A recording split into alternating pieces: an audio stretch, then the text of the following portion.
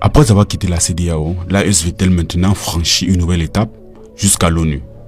Une nouvelle démarche diplomatique malienne attire actuellement l'attention. Mais que cherche réellement l'AES? Et surtout, est-ce que cela peut réellement changer son poids sur la scène internationale? Depuis sa création, l'AES ne cherche plus seulement à coordonner la sécurité du Burkina Faso, du Mali et du Niger. Les trois pays constituent progressivement une architecture commune autour de la défense, de la diplomatie et du développement. Et aujourd'hui, une nouvelle bataille semble se dessiner, celle de la reconnaissance et de l'influence internationale. L'AES a présenté devant les Nations Unies une ambition de devenir une puissance régionale panafricaine. Et elle est désormais présentée dans certains discours de l'ONU au nom des trois États. Selon une information publiée cette semaine, le Mali a engagé une démarche diplomatique auprès de l'ONU pour obtenir une reconnaissance formelle de l'AES comme une alliance régionale.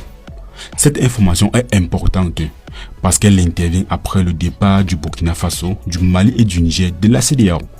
Autrement dit, les trois États ne cherchent plus seulement à organiser leur coopération à l'intérieur de leur espace, ils recherchent également à faire reconnaître davantage leurs nouvelles relations diplomatiques sur la scène internationale. Nous parlons bien sûr ici d'une démarche diplomatique et non une reconnaissance déjà acquise. Mais pourquoi choisir l'ONU? Parce que l'ONU reste l'une des principales plateformes où se discutent les grandes questions internationales. Sécurité, terrorisme, développement, souveraineté et coopération entre États. L'AES veut justement porter son propre discours. En septembre 2025, le premier ministre malien Abdoulaye Maïgagne s'est exprimé à l'ambassade générale de l'ONU en présentant une position commune au nom des trois pays de l'AES. Plus récemment encore, une déclaration devant le Conseil de sécurité a été faite au nom de la Confédération des États du Sahel. Cela montre donc une chose. L'AES n'est plus uniquement un projet régional. Elle recherche à faire entendre sa voix au niveau international. Si cette stratégie diplomatique se renforce, elle pourrait permettre à l'AES de mieux coordonner son discours international. Diplomatie, sécurité, développement, partenaires internationaux et surtout capacité à défendre collectivement ses intérêts. Mais il faut rester lucide.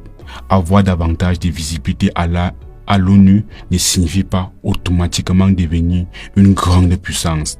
L'influence internationale dépend aussi du poids économique, de la stabilité, de la sécurité, des capacités diplomatiques et de la capacité à proposer des partenariats attractifs.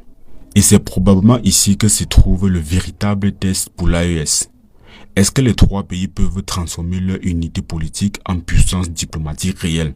Parce qu'ils constituent déjà leur propre institution. En juin 2026, les responsables parlementaires des trois pays se sont réunis à Ouagadougou pour avancer sur la mise en place du Parlement confédéral. En juillet, les ministres de la Défense se sont également réunis pour renforcer le cadre de la force unitaire de l'AES. On voit donc progressivement apparaître une architecture commune.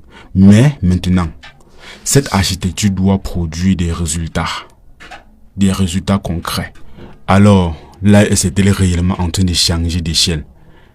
Est-elle vraiment en train de passer d'une alliance créée pour répondre à une crise régionale à un véritable bloc géopolitique capable de défendre ses intérêts sur la scène internationale?